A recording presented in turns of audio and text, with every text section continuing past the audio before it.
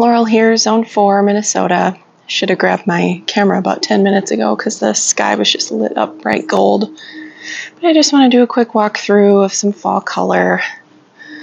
A little bit of color starting on the dogwood. The hostas are getting their yellow edges. If we get below freezing temps, they might just turn brown, which always kind of stinks. I'm doing a whole lot of cleanup over here. I'll walk through that for just a moment as well, and kind of what I work on with that. But honeysuckle getting that little bit of gold in there, some fall color. I don't think we're going to see any real full blooms on the salvia. You can see just a hint of red on there, if it would focus. Okay, well, clearly I don't have the most sophisticated equipment here. Some color on the bubble hydrangeas. This it's really pretty. That's a red-berried elderberry. It's a native in this area. Solomon seal starting to turn gold down there too. It gets some really pretty color in the fall.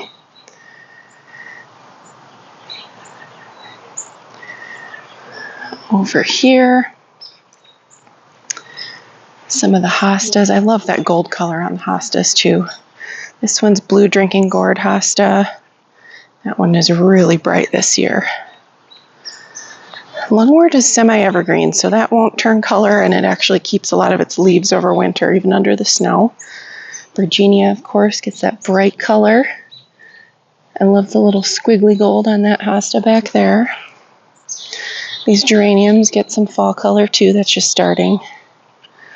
Same with the all gold, or the Haconocloa. That's not all gold, it's just a basic green Haconocloa. And the viburnums really are the star of the show back here. But even this dogwood, look at that. The pink with the gold kind of mixed in on those leaves. Oh, and there goes somebody doing something. And these ornamental allium look so pretty. That's Millennium allium, the seed heads and the gold stems. The gold leaves on the hydrangea are coming. Let's see. Not too much color over here. Well, a little bit. A little bit of color over here. I did finally take down the tarp and mulched. You can kind of see there's my old garden bed and the hint of the new bed. I got this installed with my friend on Saturday. She came over and helped me out. That's one of the Vego Garden beds, so I'll be planting garlic in it. I did fill it with, I had logs from a tree that was cut down, neighbor's tree last summer, that I had taken a bunch of the logs. So the bottom layer is all logs, and then I put kind of brush, twigs, that kind of stuff on that, and then we filled it with soil, so it's going to settle quite a bit over the winter. Nice fall color. Those dahlias I'll have to dig this week. I'm going to try and get those cut this week too before the freeze comes. Of course, the aster always looks beautiful. There's that cosmos blooming away. I love this is the hardy hibiscus. It is Holy Grail. What is it? The Proven Winners Summerific Holy Grail. It has a beautiful dark foliage, but then it gets all these fall colors in the fall too. Love it. Noblesse Yarrow. This has been blooming since early June, and it just has not stopped going. It's amazing. Those two coleus back there next to the hydrangea are goners in a few days. And I don't have to dig up that canna now because the soil will stay warm for a long time, but those leaves are going to die. And I'll quick show you, I have all these perennials to plant, but the ground stays warm, so I don't have to do that this week. Priority now is getting things cleaned up. The Aurelia's getting, or not Aurelia, Aronia getting some of its color as well. But what I do to clean out my pots, I have one by one. I pull them up here, the smaller pots I pull up here, and I just have to kind of dig in there, clear out as much of the root ball, knock off the soil. And then the huge pots, I usually keep the soil in them over the winter, and I stack those on top of each other. The small to medium pots this size get stacked on shelves in the garage, so I have to clear the soil out, because otherwise they are too heavy. So I store the soil. I have a bunch of 5-gallon buckets that I fill up with soil, pop a lid on, those go in the shed. I also use, where did I put it back here? Just empty, bigger soil bags. I put as much as I can fit into the compost bins in my yard. Otherwise, we bring the rest of the debris to yard waste site, and they compost it as well for Ramsey County. So I still have all of this to do. Got quite a bit done, but I'll show you in my very messy shed. Pardon the mess. I can organize this after the freeze comes. A priority now is just getting the pots cleared out. But I've got bags and things that I store all my tubers and roots in my basement. These are the empty bags of soil mix that I refill with stuff from the containers, and I just kind of stack back here. And these are buckets full of soil, so I stack those. I'll organize this all up and get them out of the way. Stack those up for winter too. Soil, as long as there weren't any insect issues or disease, like fungal disease, you can reuse potting soil as much as you want. You just have to make sure to add nutrients back in when you use it. Again, if you've already used it for summer, you know those plants have consumed the nutrients already, so you want to I add compost, worm castings. I don't know if I have any back here. You can see some of my fertilizers. And I'll just add an all-purpose fertilizer.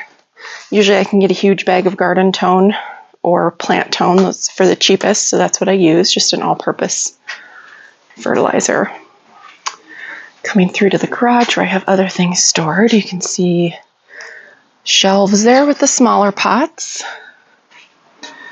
I also have, I anticipate I'll be putting a bunch of this in I got this potting soil on clearance, but the compost into the new raised bed. Let me turn on the light here. Kind of keep extra mulch back here. But these are the shelves where I store all of the empty, more medium-sized pots, medium to large-sized pots. Empty them out of soil so I can pop them up here, store them for winter. All along these shelves, and even on that side I have some space. And then down here is where I keep the larger pots. So you can see I clear them out, but I leave the soil in them for next year. And this way I can double stack. I just stack another pot full of soil on top of these ones that I can lift. Some of them I can't lift even when they're empty, but the soil freezes solid. It doesn't even compact enough over the winter because it freezes solid, so it doesn't hurt anything one bit. Although when I try to get them out in the spring, I have to wait till they unfreeze because they are stuck together. I've got more yard waste bags that need to go out.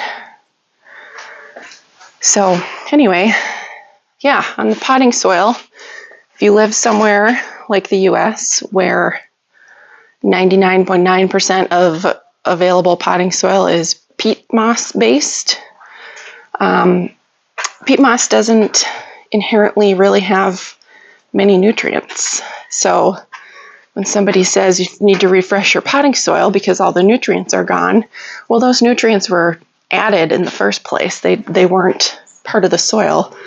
Whoever bagged it up and sold it to you added those nutrients to it. So there's nothing wrong with it. Once the nutrients are used up, you just have to re-add them. Much more environmentally friendly and a heck of a lot cheaper too. A lot more budget friendly to do it that way.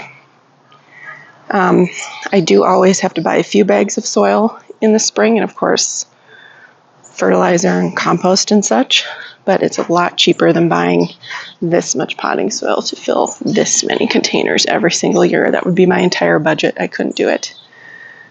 Highly recommend saving your potting soil. I did have one plant that had an issue with either thrips or aphids. I disposed of that. I didn't save the soil because I don't want to harbor over those eggs and replant them again in the spring for them to hatch.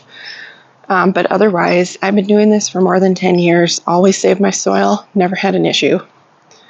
As long as you make sure to add the proper fertilizers and nutrients back in the spring. So hope that helped. Thank you so much for watching. Have a great day and please subscribe.